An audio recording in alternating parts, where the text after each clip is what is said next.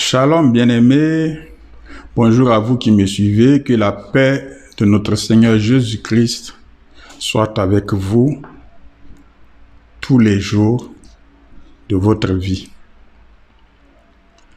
Ce jour, je vais plutôt toucher un point qui me paraît très essentiel, qui est que j'ai intitulé ainsi « Les Africains et Dieu ».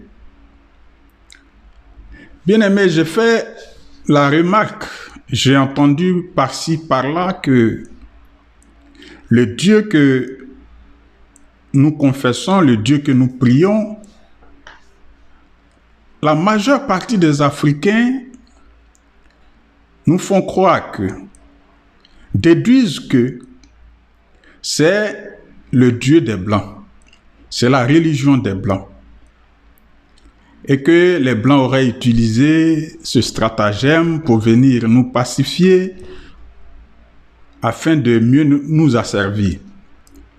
Mais bien aimés, pourquoi allons-nous continuer à être aussi incrédules? Pourquoi allons-nous toujours continuer à être incrédules? Alors, cet aspect des choses me paraît essentiel à développer. Essentiel à comprendre. C'est pourquoi je me suis posé la question de savoir qu'est-ce que réellement les Africains pensent de Dieu.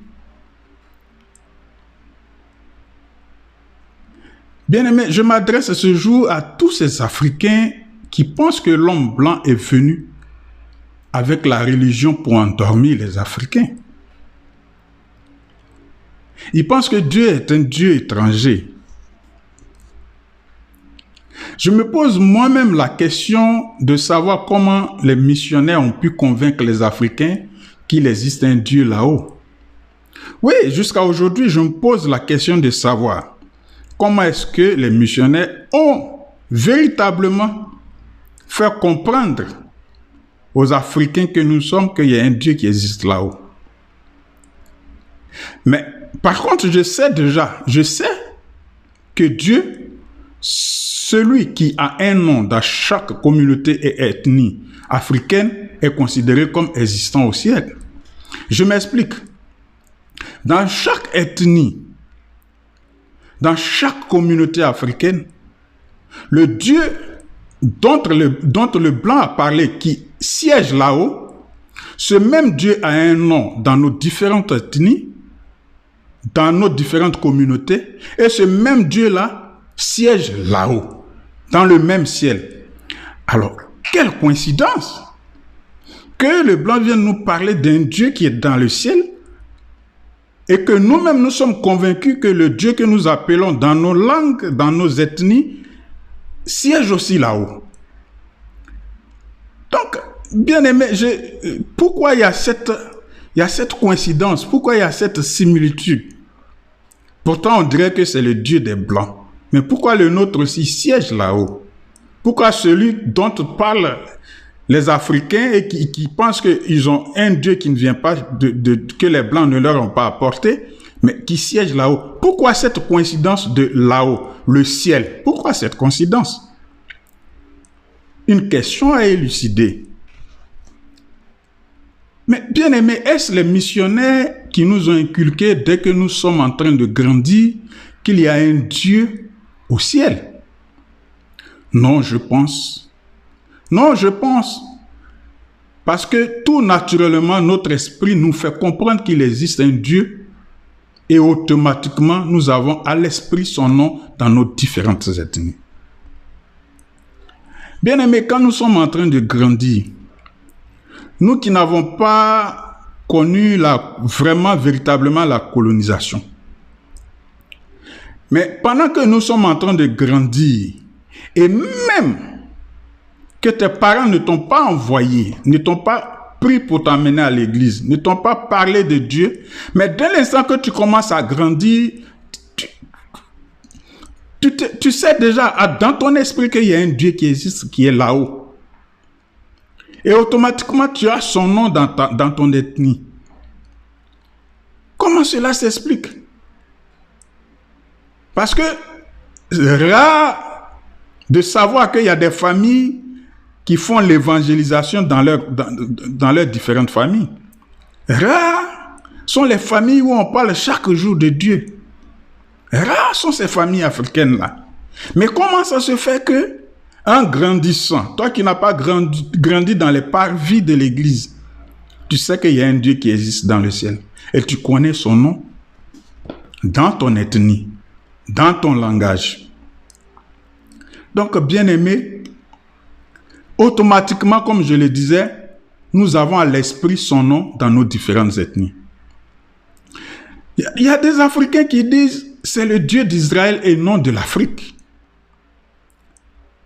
Mais nous allons prendre les Écritures, bien-aimés. Mais bien-aimés, avant de voir dans les Écritures, je voudrais faire remarquer quelque chose. Sachez que pour bâtir un village, cela passe par une première famille qui s'installe dans un lieu bien déterminé. Soit c'est une famille, soit c'est deux frères avec leurs femmes, qui sont toujours des familles, qui s'installent dans un lieu et qui forment le noyau d'un futur village. Et c'est comme ça que les villages s'élargissent et de village en village, nous allons jusqu'à obtenir des villes et jusqu'à voir naître même un pays, une nation. Mais pourquoi ne devons-nous pas nous poser la question de savoir que Dieu devrait commencer quelque part? Pourquoi ne nous disons pas que Dieu pouvait commencer dans un lieu, un endroit, une communauté précise? Heureusement ou malheureusement, Dieu a choisi un peuple pour que par la suite tous les peuples soient impactés. Allons dans les Écritures, bien-aimés. Allons dans Actes 17 au verset 26. Où la parole nous dit, à partir d'un seul homme, il a créé tous les peuples pour qu'ils habitent toute la surface de la terre. Il a fixé des périodes déterminées et établi des limites de leur domaine. Bien aimé, ce verset est tout à fait clair. Il a commencé quelque part. Et progressivement, les peuples se sont éparpillés petit à petit selon le calendrier, le bon vouloir de Dieu, comme il a prévu. Dans ce verset, il est écrit. Les peuples, il a créé tous les peuples pour qu'ils habitent toute la surface de la terre. Il a fixé des périodes déterminées et établi les limites de leur domaine. On dirait que c'est le Dieu d'Israël, mais il a commencé en Israël. Il fallait bien qu'il commence quelque part. Et ainsi de suite, le monde allait être impacté, comme aujourd'hui. Mais il fallait un noyau. Il fallait un noyau. Même pour avoir un arbre, il y a un noyau. L'arbre qui sort avec ses branches et tout, ses feuillages, son feuillage et tout, a un noyau. Mais est-ce parce que pour vous, vous pensez que Dieu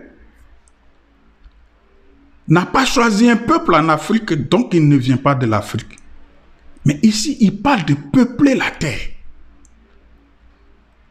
Et quand vous remarquez, je vais aller plus loin. Donc je disais, ce verset est tout à fait clair. Il a commencé quelque part et progressivement, les peuples se sont éparpillés petit à petit selon son calendrier. Il fallait donc un noyau. C'est pourquoi il a un nom dans toutes les ethnies à cause de tous sortons de ce noyau-là. Qu'est-ce que je veux dire? Il fallait donc un noyau. C'est pourquoi il a un nom dans toutes les ethnies. Parce que nous tous, nous sortons de ce noyau. Son esprit vit en nous en tant que sa création. Africain, ne te mets pas en marge des enfants du Créateur. Ce verset te dit clairement que tu viens de Dieu. Écoute encore ce verset. En 2 Chroniques 12, au verset 3, où il est écrit, Shishak vient d'Égypte avec 1200 chars et 60 000 soldats sur chars. Il commandait une armée innombrable de soldats égyptiens, libyens, soukiens et éthiopiens. Bien-aimé, c'est aussi clair et limpide pour toi qui te poses la question de savoir si ce Dieu dont les Blancs nous parlaient est un Dieu d'Afrique aussi. Mais voilà que Shishak allait combattre Jérusalem. Mais en allant combattre Jérusalem, qui ne respectait plus les principes de Dieu, qui s'éloignait de Dieu, il a fallu qu'une armée parte de l'Égypte. L'Égypte se situe où? Une armée venant de l'Égypte avec 1200 chars et 60 000 soldats sur chars.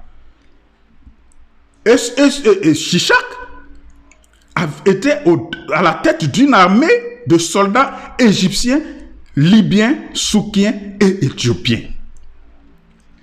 Bien-aimé, le noyau que Dieu a créé autour d'Israël avait ses tentacules dans ce petit épicentre.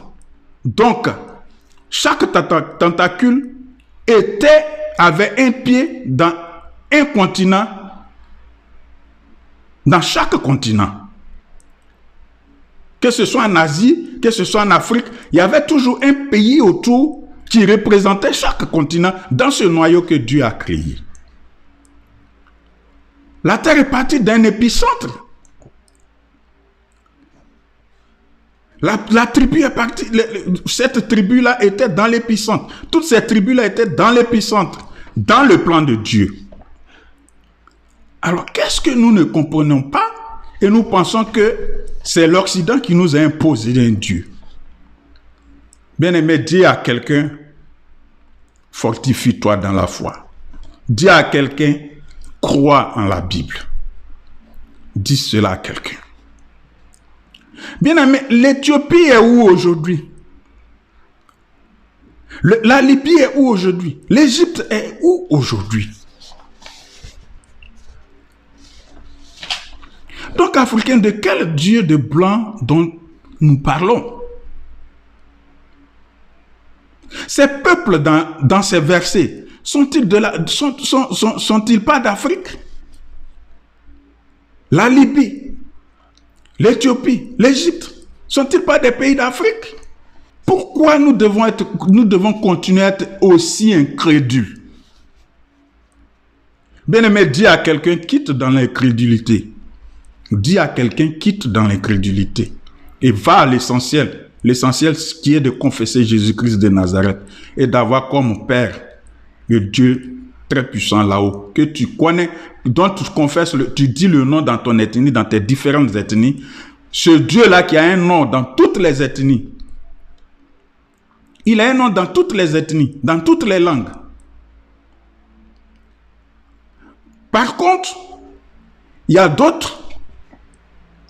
Il y a des fétiches dans chaque tradition. Ces fétiches-là n'ont pas le même nom. Qu'ils soient des petits dieux pour ceux qui adorent ces fétiches-là, mais ils n'ont pas le nom universel de Dieu. Ils n'ont pas le nom universel de Dieu. Ils n'ont pas le nom universel de Dieu. Ce Dieu dont nous parlons, tout le monde est unanime que dans chaque langue, quand on parle de Dieu, on regarde dans le ciel. Quand on parle de Dieu, on regarde dans le ciel. Quand on parle de Dieu, on regarde dans le ciel. Pourquoi c'est celui-là seulement? Quand on prononce, quand on parle de lui, on regarde dans le ciel. Pourquoi les autres dieux, quand on parle des autres dieux, on ne regarde pas dans le ciel? Quelle coïncidence! Donc, bien aimés, arrêtons de dire que le Dieu que nous prions vient de l'Occident. Oui, mais c'est comme aujourd'hui. Il y a des paroisses, il y a des églises qui utilisent le nom de Dieu, le nom de Jésus, pour faire de sales besognes. Donc, on ne peut pas dire que l'Occident n'a pas utilisé la religion pour atteindre un objectif. Ça, c'est possible. Mais ça ne nous dit pas que ce Dieu qu'ils ont utilisé là est eux, leur Dieu en particulier. Ils peuvent utiliser Dieu pour faire leur sale besogne. Ils peuvent utiliser le nom de Dieu pour faire ce qu'ils ont envie de faire. La Bible le dit. La Bible le dit. La Bible le dit. On le sait ça. Les gens utilisent le nom de Dieu en vain pour des conneries. En vain pour des conneries. Donc c'est possible qu'en son temps, les colons ont utilisé cette voie-là pour pouvoir soutirer, pour pouvoir arnaquer, pour pouvoir pacifier des régions. Mais de grâce, dans ton ethnie, le Dieu dont les Blancs t'ont parlé, il a un nom. Et il siège au ciel. Et il siège là-haut. Et ça, c'est pas lui qui te l'a mis dans la tête. Donc, Africains, soyons moins incrédules. Croyons en Dieu. Dieu, il est universel. Donc, je reviens aux soldats. Ces soldats se dirigeaient à Jérusalem pour frapper le roi Roboam à cause de l'infidélité d'Israël envers l'Éternel. Voyez-vous, pour frapper Israël, Dieu suscite une armée qui vient de l'Égypte, qui vient de l'Afrique. Comment expliquez-vous cela? Comment on peut expliquer cela? Et on est encore incrédule. Et on croit encore que ce Dieu-là, il appartient qu'aux Blancs. Dieu a fait de telle sorte que le centre de ses actions était relié à une partie de tous les continents. Comme je l'ai dit plus haut. Il a fait de telle sorte que le centre de ses actions était relié à une partie de tous les continents. Il avait déjà prévu tout ça. Voici comment s'est éparpillé l'évangile. Voici comment s'est éparpillé la connaissance de Dieu. Il a tout prévu. C'est un Dieu intelligent. C'est un Dieu parfait. C'est un Dieu de la perfection. Alors, chers Africains, ce thème, pour dire à vous qui pensez que Dieu est celui des Blancs, de vous détromper. Il est unique pour tous les peuples. Bien-aimés, les fétiches, les dieux de vos traditions ont des noms différents. Ont des noms différents du nom que vous donnez au Dieu universel. Je prie ce jour que vous décidiez désormais de changer d'avis et de comprendre que le Dieu qui existe, il est universel, il est pour nous tous, il est pour tous les peuples. Il est pour tous les peuples. Il est pour tous les peuples. Quand vous lisez la Bible, il y a eu des dieux. Il y a Baal et tout ça. Mais cela ne veut pas dire que il n'y a pas des gens qui ont combattu Dieu. Mais le suprême, c'est le Dieu d'Israël. Le suprême, c'est le Dieu universel. Le suprême, c'est ce Dieu-là qui est mort à la croix pour nos péchés, pour que nous soyons libérés, pour que nous soyons rachetés. C'est ce Dieu-là. C'est de ce Dieu-là que je parle. Ce Dieu qui est amour-là, c'est de celui que je parle. Ce Dieu qui ne prend pas plaisir au sacrifice, c'est de ce Dieu-là que je parle. Alors, bien-aimés, chers Africains, chers frères africains, chères sœurs africaines, donnez-vous à Jésus, qui est le véritable Dieu, afin que son retour triomphal, afin qu'à son retour triomphal, vous soyez sauvés pour l'éternité. Ne restez pas dans l'incrédulité. Ne restez pas dans l'incrédulité. Il n'est pas encore tard. Dieu, il est pour tous. Dieu, il est pour tous. Voici pratiquement ce que les Écritures disent. Une armée est partie de l'Afrique, de l'Égypte, avec dans son contingent des Éthiopiens, des Libyens pour aller combattre Jérusalem. Pourquoi? Si Dieu était celui des Blancs, pourquoi il n'a pas suscité une armée? S'il était seul pour les Blancs, pourquoi il n'a pas suscité une armée venant seulement de l'Occident pour aller sur Jérusalem? Bien-aimés, Dieu nous a donné une intelligence pour comprendre les choses. Utilisons cette intelligence. Shalom chez vous. Que Dieu vous bénisse.